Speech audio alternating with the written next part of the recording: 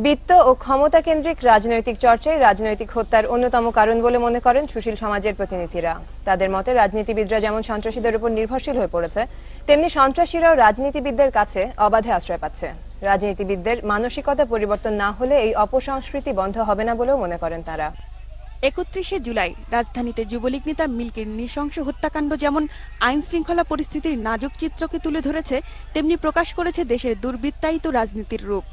ভাগবাটোয়ারা আর লুটপাটের রাজনীতি এমন পর্যায়ে ঠেকেছে, এজন্য নিজের দলের ঘনিষ্ঠ সহকর্মীকেও হত্যা করতে বাধ্য না। যে কোনো সরকারের সময়ে এসব হত্যাকাণ্ডের কারণ হিসেবে ঠিকাদারি, আধিপত্য বিস্তার ও নির্বাচনকেই প্রধান কারণ বলে মনে করেন সুশীল সমাজের প্রতিনিধি বদিউল আলম মজুমদার ও হাফিজ উদ্দিন খান। রাজনৈতিক দলের মাধ্যমে এই সন্ত্রাসী এবং দুর্নীতিমূলক কার্যক্রমকে রাজনীতিকরণ করা হয়, আবার রাজনীতিকে দুর্নীতি এবং এই যে সন্ত্রাসীকরণ করা হয়। রাজনৈতিক ক্ষমতা ধর, তার জন্য টেন্ডার দিতে দরকার। এটা টাকার উৎস। দখলদারি করা, জমি দখল করা, নদী দখল করা, মানে দখলবাজি যাকে বলে, দখলবাজি, টেন্ডারবাজি, এগুলো তাদের প্রয়োজন আছে। এ ধরনের ঘটনা ঘটার পরই গণমাধ্যম কিংবা আইন শৃঙ্খলা বাহিনীর মাধ্যমে প্রকাশ হয় তাদের সন্ত্রাসী কার্যকলাপের কথা।